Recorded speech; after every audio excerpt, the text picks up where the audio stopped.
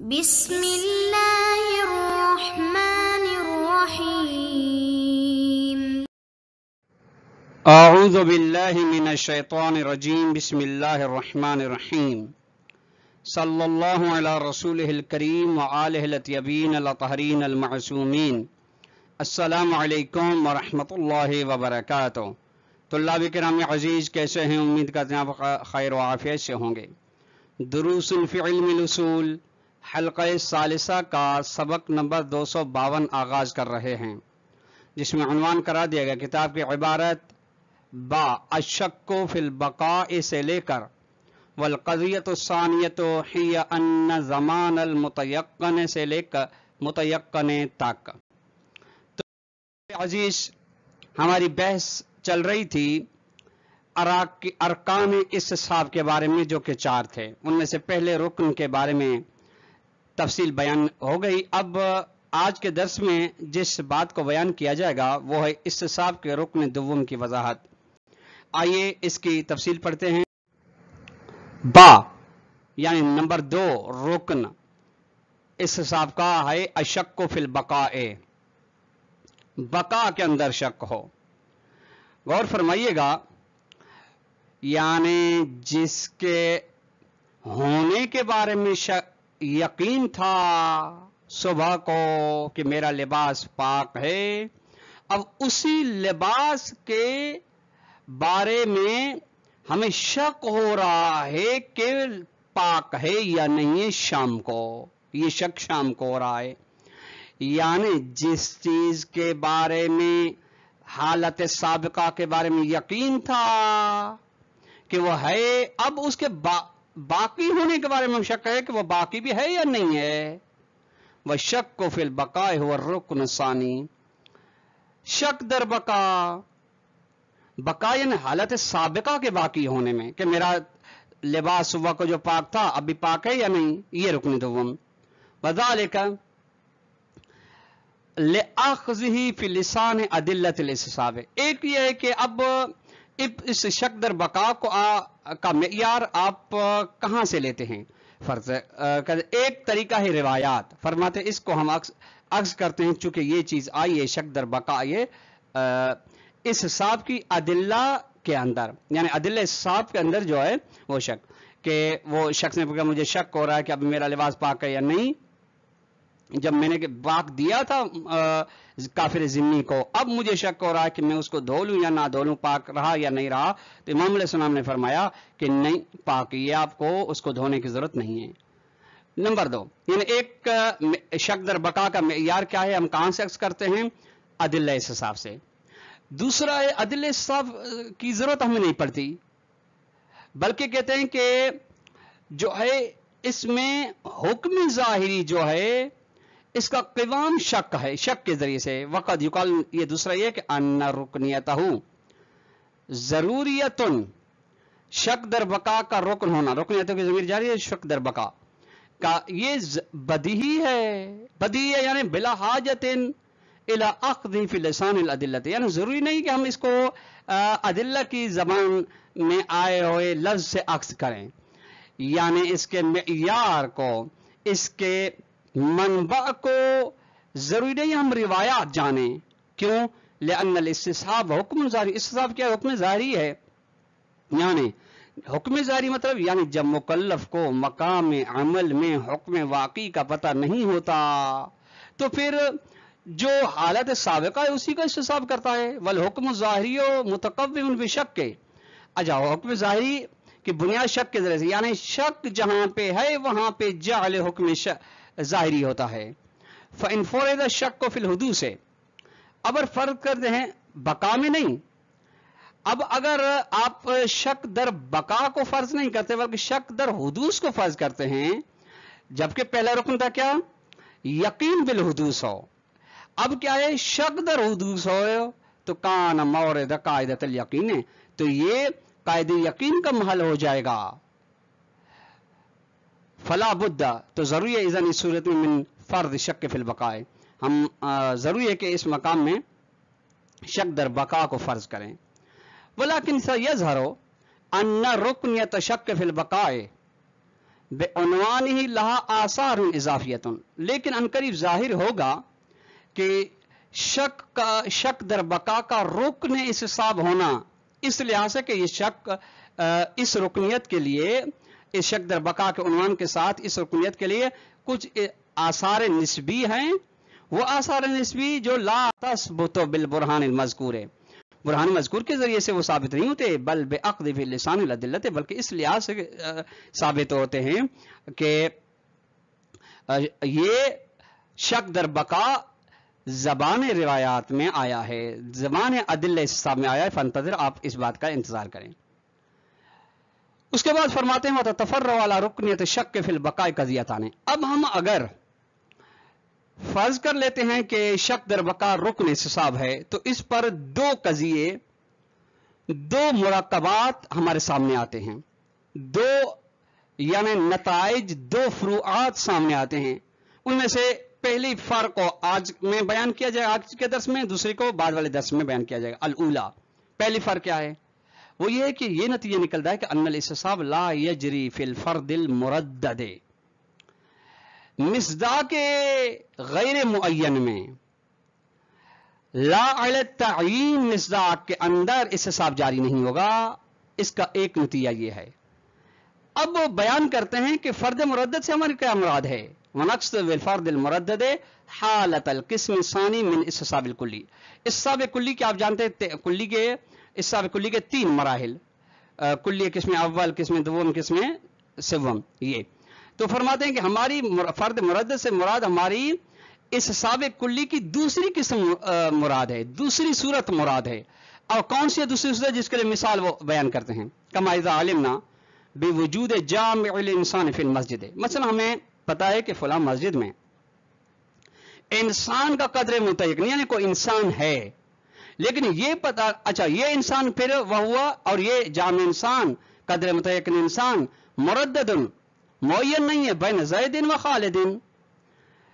مردد ہے یعنی معین نہیں ہے کہ وہ زید ہے یا خالد، یعنی ہے ان کا، یعنی زید و خالد کا عنوان جامع و قدر متعین، لیکن یہ پتہ نہیں کہ اس جامع کا جو مصداق ہے وہ زید ہے اس کے مسجد کے اندر یا خالد ہے، ورنہ شک فی بقاء ھذا الجامع۔ اچھا ہمیں شک ہوتا ہے کہ آیا یہ انسان کا عنوان، انسان کا قدر متعین و جامع باقی ہے یا نہیں، کب، کیوں یہ شک کرتے ہیں ہم؟ لأن زید نراہ الآن خارج مسجد، چونکہ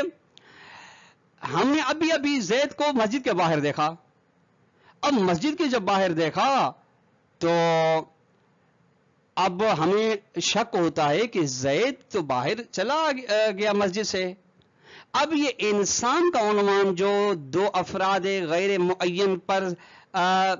عنوان جامع صدق کر رہا تھا، یہ عنوان جامع باقی ہے یا نہیں ہے؟ تو یہاں پہ دو صورتیں بنتی ہیں، فَإِنْ كَانَ هُوَ الْمُحَقِّقُ لِلْجَامِعِ حُدُوثًا، اگر زید ہی ہے جو جامع کے عنوان کو وجود دے رہا ہے، تحقق بخش رہا ہے حدوث کے لحاظ سے، وجود کے لحاظ سے، تو پھر فقط ارتفع الجامع ہو، تو جامع عنوان جامع انسان ہی ختم ہو جائے گا، چونکہ زید باہر آ گیا۔ دیکھیے دو فرد ہیں، ایک زید ہے، دوسرا عمر ہے، ٹھیک، ان میں سے کسی فرد کے ذریعے، کس فرد کے ذریعے سے عنوان جامع انسان صدق کر رہا ہے؟ زید کے ذریعے سے، تو پھر چونکہ زید باہر آ گیا تو پھر یہ عنوان جامع بھی ختم ہو گیا۔ دوسری صورت یہ کہ وَإِنْ كَانَ خَالِدٌ، اگر عنوان جامع، وَإِنْ كَانَ خَالِدٌ هُوَ الْمُحَقِّقُ لِلْجَامِعِ، اگر عنوان جامع کو، قدر متعین کو تحقق بخشنے والا خالد ہے، تو پھر ہاں یہ امید کی جا سکتی ہے، ہاں پھر عنوان جامع باقی ہو سکتا ہے، فَلَعَلَّهُ لَا يَزَالُ بَاقِيًا، پھر یہ ہو سکتا ہے کہ ممکن ہے کہ یہ عنوان جامع باقی، چونکہ ہمیں یقین نہیں ہے کہ عمر باہر آیا ہے مسجد سے۔ فَبِمِثْلِ ذَلِكَ يَجْرِي اسْتِصْحَابُ الْجَامِعِ، اچھا اس صورت میں جہاں پہ عنوان جامع کے باقی ہونے کی امید ہے تو پھر استصحاب جامع جاری کیا جا سکتا ہے، کوئی مسئلہ نہیں، لیکن اذا کان لوجود الجامع اثر شرعی، لیکن اس شرط کے ساتھ جب جامع کے لیے، وجود جامع کے لیے اثر شرعی موجود ہے، یعنی کوئی نتیجے شرعی ملتا ہو تو پھر ثابت ہے۔ فرض کریں نتیجے شرعیہ کے فرض کریں اگر وہ ثابت ہو جاتا ہے اس سال جامع کے ذریعے سے جامع ثابت ہوتا ہے تو پھر فرض کریں کل عنوان انسان کا یعنی جو انسان کے زیر بار آئیں گے جو انسان کے ماتحت ہوں گے ان کا اکرام واجب ہے اور وجوب اکرام اور یہ وجوب اکرام آثار شرعی ہے یا اگر امر ہے تو پھر امر کا اکرام وَيُسَمَّى بِالْقِسْمِ ثَانِي مِنْ الْإِسْتِصْحَابِ الْكُلِّيِّ اس کا نام رکھا گیا ہے استصحاب کلی کی دوسری قسم کما تقدم پھر حلقۃ سابقہ جس طرح حلقہ ثانیہ میں یہ بات یعنی یہ قسم بیان ہو چکی ہے ولا یجری دیکھیے عنوان جامع استصحاب کیا جا رہا ہے اب وجود زید بقائے زید اور بقائے عام خالد یا بقائے عامر جو بھی دوسرا فرد ہو زید کے علاوہ اس کو استصحاب ہم نہیں کر سکتے ولا یجری استصحاب بقاء زید ولا استصحاب بقاء خالد بلا شک اس میں شک نہیں کہ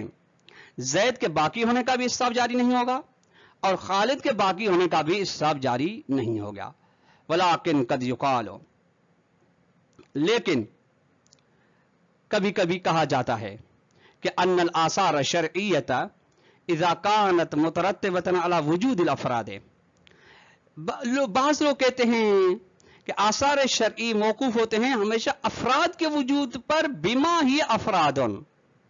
اس لحاظ کے افراد یعنی وہ کہتے ہیں کہ آثار شرعی عنوان پر نہیں آتے مصادیق پہ آتے ہیں یہ اگر اذا کا جواب شرط یہ ہے اگر ایسے ہے تو پھر امکن اجراء استصحاب الفرد المردد علی اجمالی تو پھر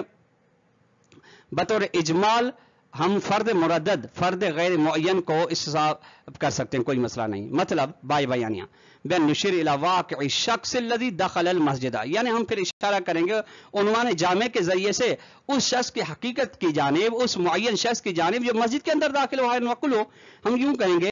کہ انہو علی اجمال ہی یہ بطور اجمالی ہے موجود ہے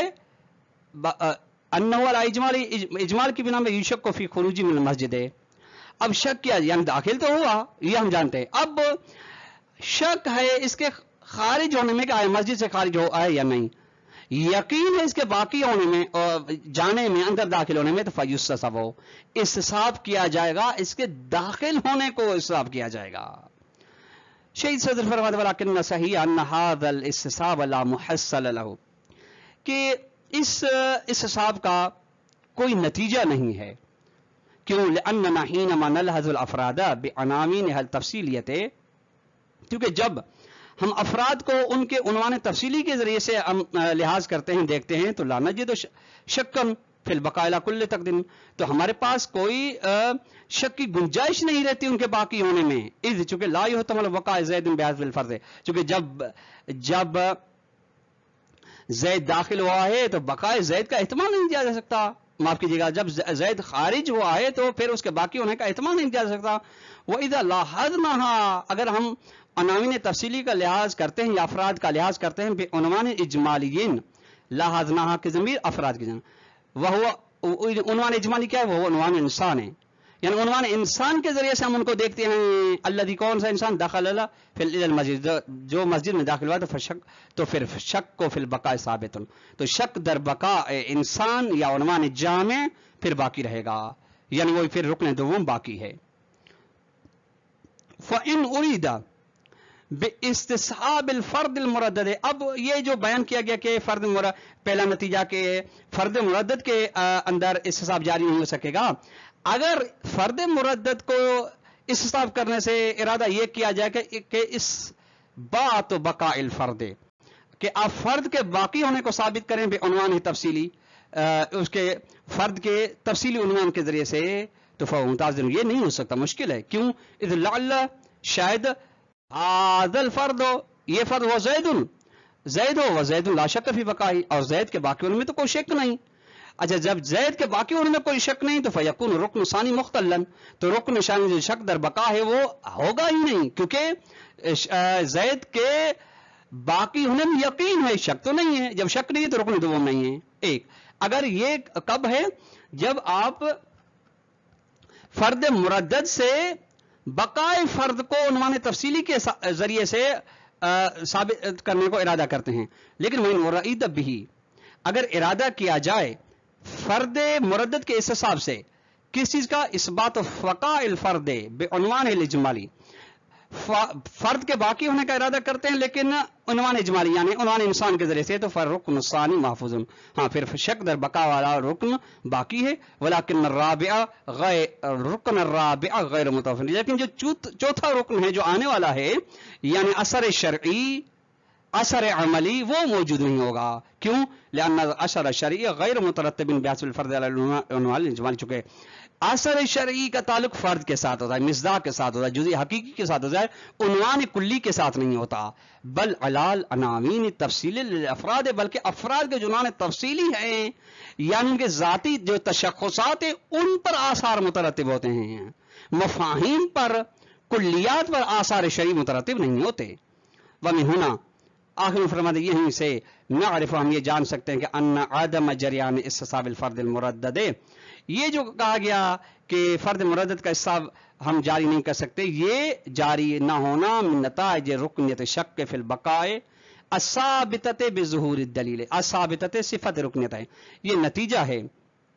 شک در بقا کی رکنیت کا، وہ رکنیت جو رکنیت ثابت ہے دلیل کے ظہور سے. ولا یکفی فیہ البرہان القائل، اور اس کے اندر